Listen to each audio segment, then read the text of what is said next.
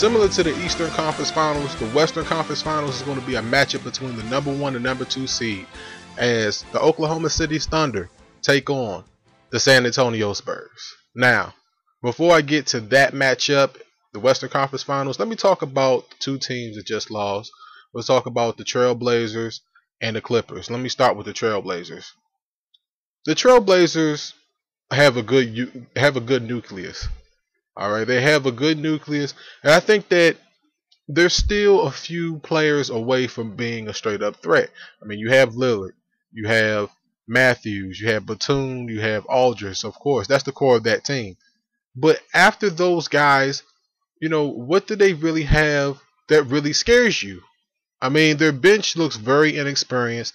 And, just like the Wizards, I think that, they could use this as a learning experience to, better themselves in the playoffs going forward.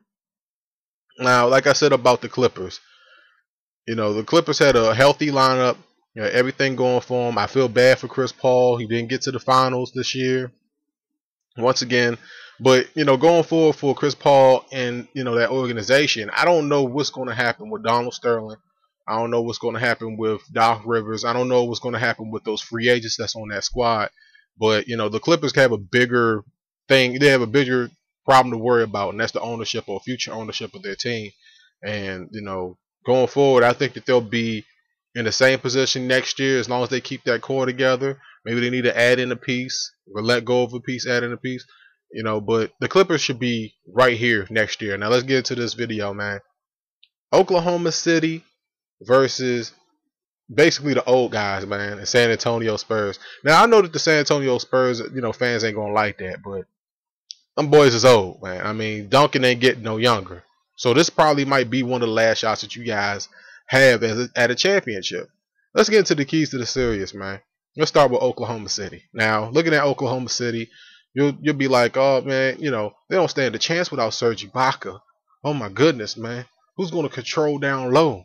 Perkins can't do it by himself against Tim Duncan. Relax, guys. All right, relax. Serge Ibaka is a very good complementary piece, but Serge Ibaka, unless Serge Ibaka can put up 25 and 10, I don't want to hear nothing about his injury being a complete threat or a complete factor in stopping Durant and the Thunder from getting to the finals. I want you guys to understand that. The keys to this series for both teams, all right, is going to be the bench play. All right. Let me just bundle it in together. The key to the series for both teams, instead of just breaking it down by team, it's going to be the bench play for both of these teams. All right. Whichever bench plays better during this series, that's the team that's going to go into the NBA Finals for sure. Now, if you want to break it down to say, this stat here or this stat there or third quarter stat or this and this, I mean, of course I could do that, but that'd just be taking up too much time in this video, and I don't want to do that. Bottom line is, whichever bench plays better, because we already know what to expect from both starting fives, all right? Kevin Durant is going to do what Kevin Durant does. He's the MVP. Russell Westbrook, he's going to take wild shots and make wild shots. I don't think, honestly, I take that back to a certain extent what I said about Serge Ibaka, all right? Tony Parker can get into the lane just the best probably in the league at getting into the lane, all right? And I don't think that I don't think that Oklahoma City could have stopped them, could have stopped Tony Parker from getting into the lane. Even if Serge Ibaka was in there, he would have still gotten into the lane.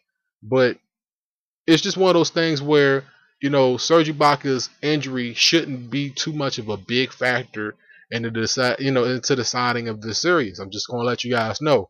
Feel as though that his injury is going to be a bigger factor on this series, you're dead wrong. It's going to be bench play. It's going to be 3-point percentage. I think that right there, 3-point percentage in this series is going to be the telling factor in which team is going to win. All right. Whichever team shoots the three ball the best between the benches and the starters, whichever team shoots the three ball the best, expect for them to go into the finals. All right. The wild card in this series. Is there really a wild card in this series? I mean, when you really break it down, I don't think that either team has a defined wild card, but for the fans, I'm gonna let you know. All right, the wild cards in this series, all right, for the Thunder is Caron Butler. All right, you pick this guy up from out of free agency. He comes from out of nowhere. This guy is tough. All right, and I think that he's going to be, you know, a matchup. His matchup against maybe Ginobili or Green or Leonard. I think that that's the matchup to really watch when it comes to the bench play. I think that Caron Butler might be starting. I don't know for sure. I think he's an interchangeable part. You can put him in, you can put him out. Doesn't matter. His matchup against those guys, all right, is one of the definite keys to the series. And then when you look at San Antonio, Thiago Splitter. All right, with the absence of Serge Ibaka, you know, at the beginning of this video, I said that Serge Ibaka wasn't really that big of a deal.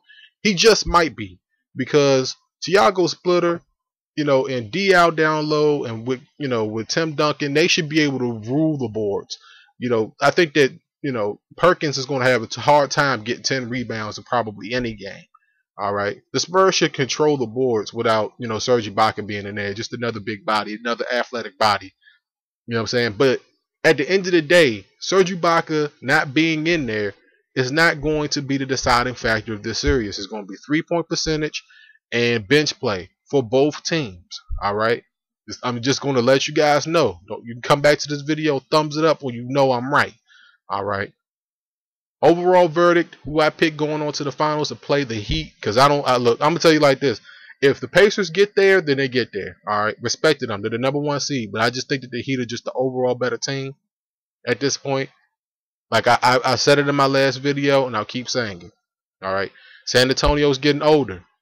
This probably going to be one of their last runs, and you'll sit there and you'll say that they have a good nucleus in Green and Leonard. Yes, they do. All right, when Tim Duncan goes, Ginobili goes, they shouldn't lose a step. All right, they really shouldn't. Because Parker will still be there, and he's not that old. But at the same time, it's like, I don't think that the Spurs, all right, a team that plays like a complete team, can stop Kevin Durant from getting to that championship this year. I just don't see San Antonio beating this team. Not this year. All right, it's Kevin Durant's time. As the music slowly but surely starts to cut me off, it's KD's time. All right, you the MVP, not your mama. You the MVP, and he's going to play like the MVP against San Antonio. Let me know how you guys feel about this down below. It's the WC Eastern Conference, Western Conference Finals complete. Let me know how you guys feel. And I'm gone. You the MVP. You got to play like it before you get to the finals. You the MVP. I'll see you guys next time. Enjoy the game.